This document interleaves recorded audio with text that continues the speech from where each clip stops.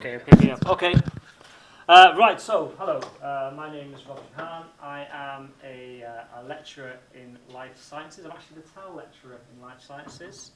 I've been here for 2 years and I still can't explain to my mother what I do for a living. So I tell her I teach maths and statistics, which she gets that. But when she introduces me to people, she goes, "This is my son Robert," and then she does this.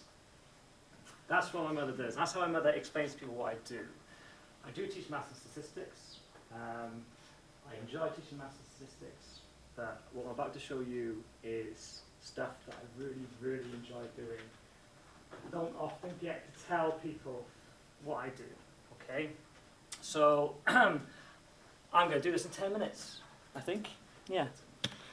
Right, so I make bespoke web apps. Within the School of Life Sciences. I make them for all sorts of reasons. My chief remit is to improve the student experience, but my stealth remit is to reduce staff workloads. I'm always popular if I can achieve that. But really the onus is on improving student experience. So I'll give you 4 examples of apps that I've built or I'm building currently. Shortly, so I'm just going to give you my sort of design rules for when I make these things. Rule 1, they got to look good. That's actually a lot harder to do than you think. And I'm by no means, I have no design background. I work to principles that if I can't do it in a single click, no one else can. Okay, so if it doesn't look good and it's not intuitive, then it doesn't work. I'll show you more about that. It's got to look good. That includes being responsive. These apps have to work on a mobile device. They have to be as easier, if not easier, to use on a mobile device than on a desktop computer. Rule number 2, they must be login-less. I can't tell you how anxious I get and annoyed every time someone tells me, "Oh, you just go to your new log." I know we've just done that. Apologies. But think about the student. Every time you've got to log into something, that's time distraction. You've got to go and do that. And I watch students roll their eyes every time I have to tell them to log in something during a session. So something that is loginless. Think Doodle poll, right? Unless you have the paid version, you don't have to log into Doodle poll. You can just go, create something, send it on. Okay. So along those lines. Rule number 3. They must be managed by someone other than me. So whatever I'm creating, I have to put in enough infrastructure that allows someone else with no knowledge of coding or programming to be able to administrate and manipulate the data or control design. So that's quite important. So all these apps generally have some sort of administrative back end. Because I can't be there to be the admin person for each of these. Okay, that's got to be somebody else. And rule 4, they must be scalable. So I work in life sciences. We have typically about 420 undergraduates each year. That's just one school. I have apps that in future we're going to be rolling out to different departments and different faculties as well. So whatever I create has to be scalable and has to work out the box. Okay, so I've said 3 examples, but I got excited this morning and I added an extra one. I'll talk you through the first app I made when I got here, which is one based on module choices for life sciences. Project Allocation is sort of my current remit. Break My Thing is a nice little app. I hope you like it anyway. And more recently, I have turned my attention to attendance monitoring. And in each of these seemingly sort of basic, very specific tasks or tools we're trying to get our students to use, there's a real intricacy in things that absolutely fascinates me. I'm always very, very interested. We won't have time to talk about them today. I am just gonna, this is really dangerous because I'm now gonna do 4 live demos of these apps, right? So this is gonna go great. I'm still confident I can do it in 10 minutes. Right, let's see what happens if I click something.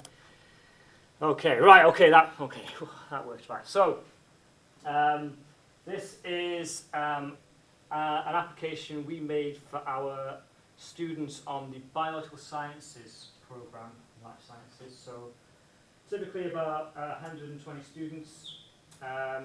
It's quite a unique program in the sense it draws modules from across all programs in life sciences.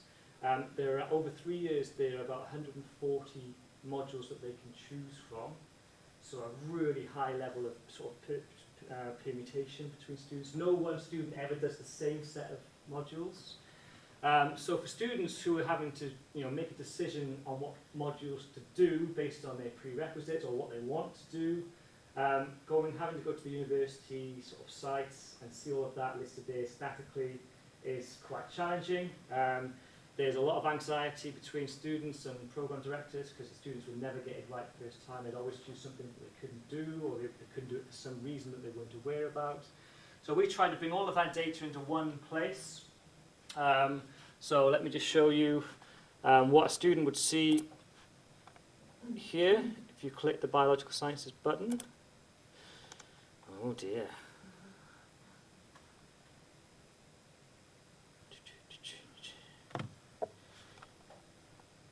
Oh, it is thinking.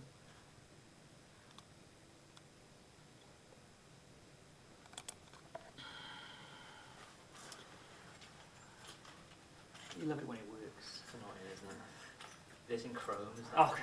Yeah. Sorry about that, folks. Right. Okay, so this is what a first-year student will see. So you've got these boxes which represent modules. The ones in white are modules that they have to do. Okay. Ones that aren't, and I can roll over, are modules I can choose. I can choose them just by clicking them. So they're organised by semester. So you can see there's actually quite a lot of choice in the second semester here. So they can do that. They can do that on the device. If I click something, it'll add my point score to a tally on the right. And then when I finally have enough credits, I'll choose the second year as well. And I'll choose that one there. It'll go yellow, and it's telling me I've got enough credits to satisfy the year. And then I can click next.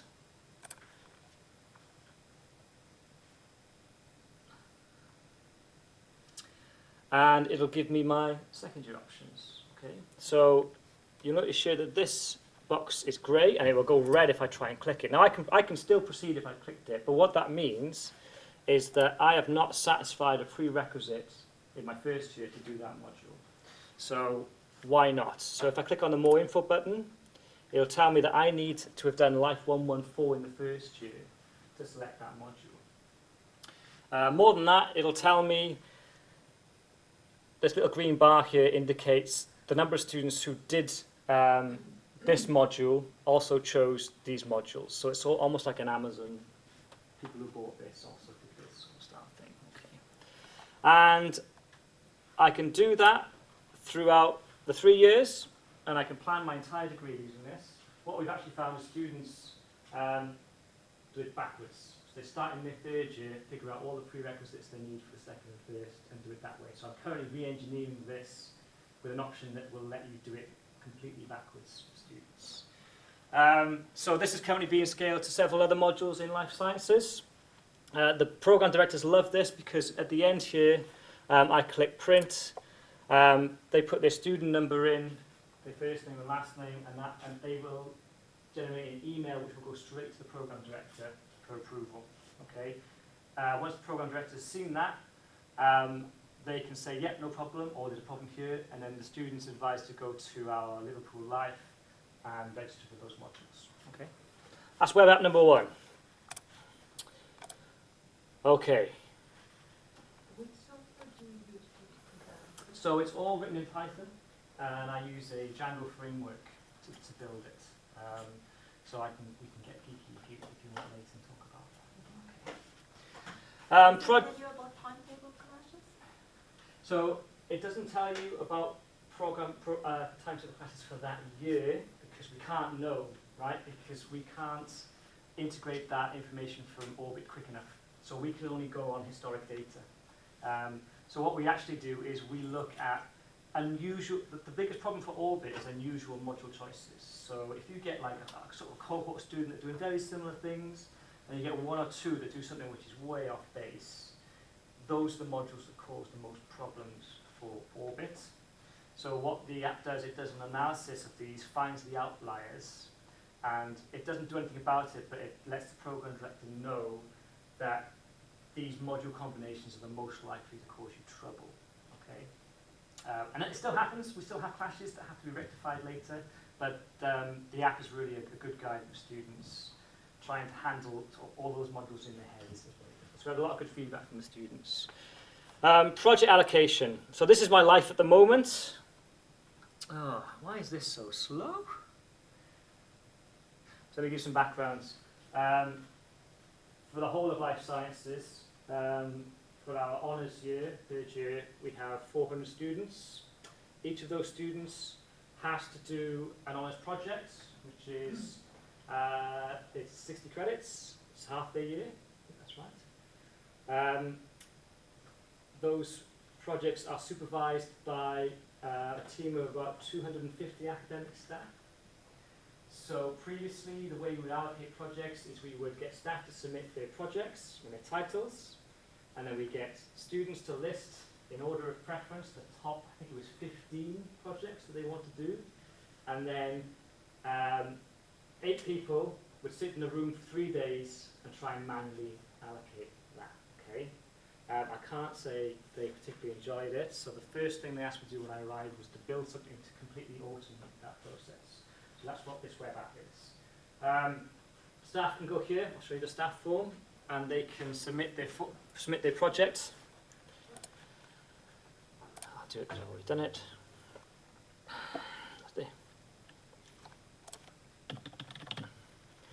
So they get a very sort of standard no-nonsense form about project title, description, project area, keywords, the type of projects, module prerequisites are important. You can't have a student from one program doing something with an advisor who, in a completely different field if they don't satisfy those prerequisites.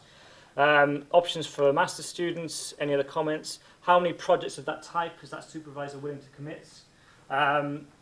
And there's a bit of feedback at the bottom. Okay, so our supervisors submit the projects. Our students will then go and submit their preferences for the project. So the difference here is the students are not seeing project titles and descriptions, but they are seeing the keywords and the types that are available to them. So they are, instead of forming a big list of a prioritized list of what project they want, they are giving a prioritized list of 1 to 5 of what project type or what project area they most like. And they can decide whether it's more important to them whether they get a project type that they want to do or project area that they want to do. Okay. And what all that does, which I cannot show you because it doesn't work yet, is the honest answer, because I'm still building. So we ran the prototype last year with a standalone set of codes and scripts. So I've converted that into a web app this year. So now I have these database tables full of the student staff data. I'm bringing these together, doing a lot of linear algebra, trying to find optimized matches for projects and students. Of course, that's not happening at the individual level. We're giving each student a score for each potential project, and then we're trying to find a permutation of all of those students' projects that will maximize the score across the entire cohort. So it's eliminated a lot of subjectivity.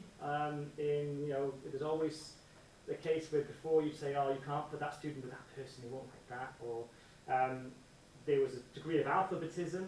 Students whose names begin with A generally got a better project choice than those with a Z. So we've gotten rid of that, and we've done it. Well, we will do it hopefully at the click of a button, which will save a team of people a lot of hours. We're trying to figure out this. There's a lot of the sort of logistical things that are catered for as well. So once we allocate, staff and students will be immediately notified of the students that have been allocated to them. It's not set in stone, so there will be a link in there saying, "Oh, I'm not happy with this project." There's a process where you can change the project if you're really not unhappy. Last year we found 70% of students were happy with the choice they got. Of those, another 70% actually got the first choice of project anyway. Okay. Last part, how am I doing? You've done for time now. Ah! So maybe an elevator pitch of the last two. Oh, my elevator pitch. My elevator pitch. So your It's interview gonna question be- time now. It's going to be this. So, this was after a visit to IKEA, and you know you go to IKEA and you hit the sad face button on the way out. We all do it, I know. So I thought, okay, how about a feedback system which was for our lectures? You know, if you were coming out of lectures and you could say, what do you like? Dunk, do it, right? So, so this is a free platform for anyone to create a class, and the idea is you assign a code to your class. So I think I called this one Treharne, and then you come out and then you click a smiley face. Okay. So you can go to this and you can type Treharne in now and you can leave me feedback, all right? The other thing you can do is you can make it continuous. So if you want to mount like a tablet or something to a wall immediately outside the lecture theatre, as an administrator, you get this 4-digit code so that whenever you click it, it refreshes and it comes back, the next person can do it. And you can even leave feedback. That was amazing. Right. And I won't get time to talk to you about my attendance app. You have to come and talk to me. No, sorry about that. Okay. So I think we're better into the question time as Yeah, well. yeah, Apologies. sorry then. Okay, right. If you've got any questions, I suppose just catch Rob when you can.